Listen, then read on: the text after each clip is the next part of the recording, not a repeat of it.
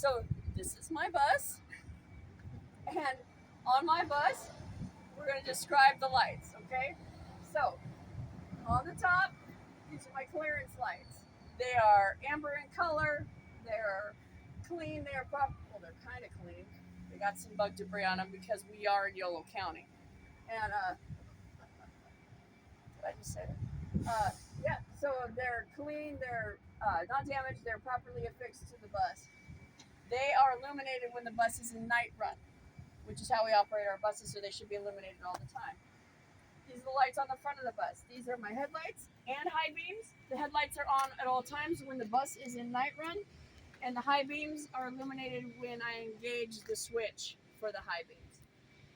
On either side, these are my combination four-way flasher lights and turn signals. They are amber in color. They are properly affixed to the bus. They're clean. They're not damaged, missing, or broken. These lights, these headlights that I failed to mention, are clear. They're properly affixed to the bus, and they are not damaged, missing, or broken.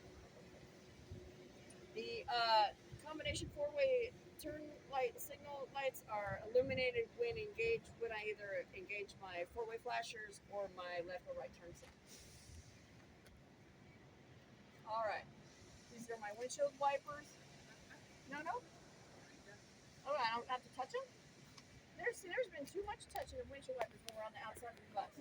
All right, we're just going to continue walking around the bus.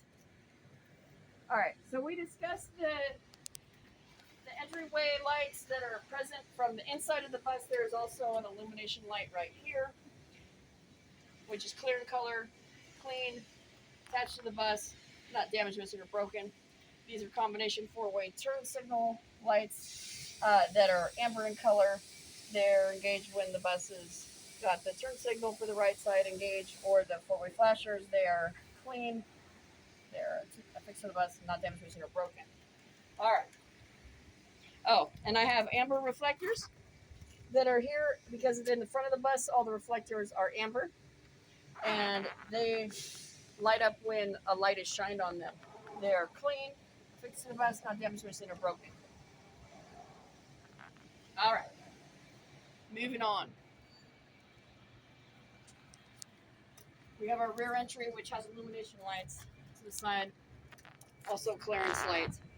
I've already described them, so we're not going to take our time up saying that they're properly fixed to the bus, clean, what color they are. We know what color they are. All right, here we have our power steering pump, and it's hard to see through this grate, but what I'm looking for is that it's present, that there's no leaky fluid around it. This fluid underneath the bus is from normal condensation from it running in normal operation. I don't see any other type of fluid. This is clearly a water-based fluid. My hoses are all properly attached. They're not broken. They're not leaking. And if I were to check the fluid in this, which there is a dipstick for, I would pull it out and see that it's between the add and the fill marks. All right. Moving around. We're going to talk about the lights that are on the back of the bus now. This is the back of my bus. And the clearance lights on the back are red in color. They're illuminated at all times when the bus is in night run. These other red lights that are on the back of the bus located here and here, those are my brake lights and tail lights. My brake lights illuminate when I engage the service brake pedal. My tail lights are always illuminated when the bus is in night run. These amber lights located to the left and to the right are my combination four-way turn signal flashers. They're amber in color. They are clean. They are properly affixed to the bus. They are not damaged, missing, or broken. They illuminate when the bus has the four-way flasher switch engaged, or I apply my left or right turn signal.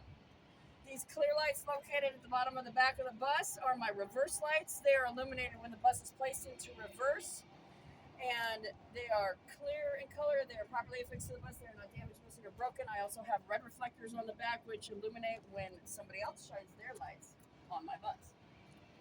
This is my license plate light. It is clear in color. It is clean. It is not damaged, missing, or broken, and it is illuminated at all times when the bus is in night run. Now we're going to go into the service panel. Lift it up. Careful now. Don't be flapping it. All right. So These are my dipsticks. Don't get them mixed up because this one's for oil and this one's for transmission fluid. If I were to check the oil in this bus, I would pull it out and I would see that the fluid level is between the add and the fill lines. My oil pressure gauge is located right here, and it should be at no less than 5 psi when the bus is at idle. All right, transmission fluid, I would check this by pulling it out and looking in the dipstick, should be between the add and the fill marks. And then I have coolant. My coolant fill cap is present. There's no leaking from the system. I can see in my sight glass that there is fluid present, and that and it's as it should be. No leaks. Cap is present. My operating temperature is gauge is right here, and it should not exceed 220 degrees at normal operating temperature. Excuse me. Also, the frame is visible from the back panel. It is located right here. I can see that it is straight. There's no missing nuts. It's not broken. There's no welding that is broken. That is visible, and that is as it should be. I'm going to safely close this back hatch because it wants to just close quick. We're going to continue walking around the bus. All right, so these are my tires. These are the back tires, which are not the same as the front tires. The back tires, first thing I'm going to look and see is that they're properly inflated. The only way I can check to make sure that they're inflated to the proper PSI is with a tire pressure gauge, which I don't have, but my visual inspection of the tire tells me that the tires look properly inflated, and that's what I'm checking for. The depth on the rear tires should not be less than 2/32 of an inch.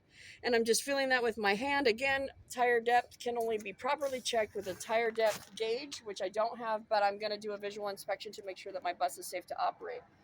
Looking at the tread on the tire and the sidewall of the tire, I'm going to follow the ABC rule, which means that there's no abrasions, bulges, or cracks or cuts on the exterior of the rubber of the tire. I also want to visually inspect the rims. The rims should be symmetrical. There should be no welds on the rim. There should be no irregularity. It should be a perfect circle. There should be no damage.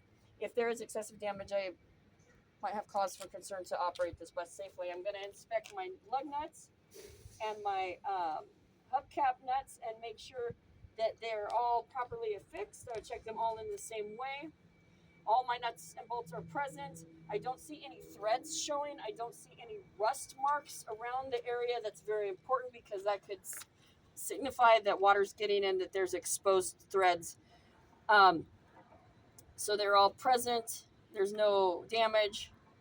My valve stem is present, not missing or leaking. I don't hear any audible hissing. And then the back tires can be recapped or retreaded. That is not true for the front tires, which we will describe at the front. All right. Yes. Okay.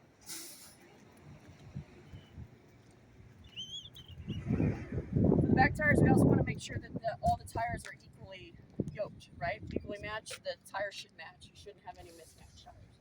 This is my front tire. The depth requirements for the front tire are different than the back tire. They should not exceed 4/32 of an inch. The front tires are not allowed to be recapped or retreaded.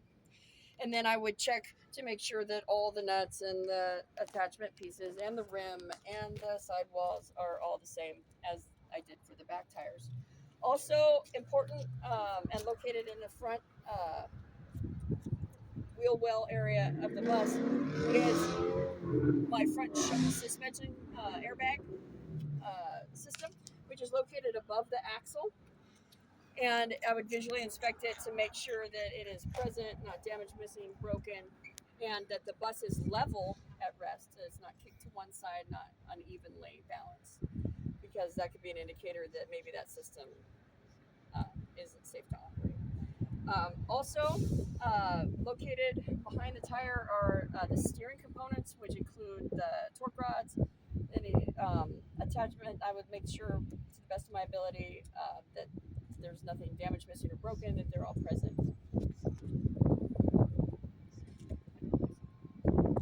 It's okay. I have helpers. We want a good video. located on the front wheels, and they're visible through the rim right here. I would look to make sure that they're not coated with grease, that there's no contaminants, and that they're present, not damaged, missing, or broken.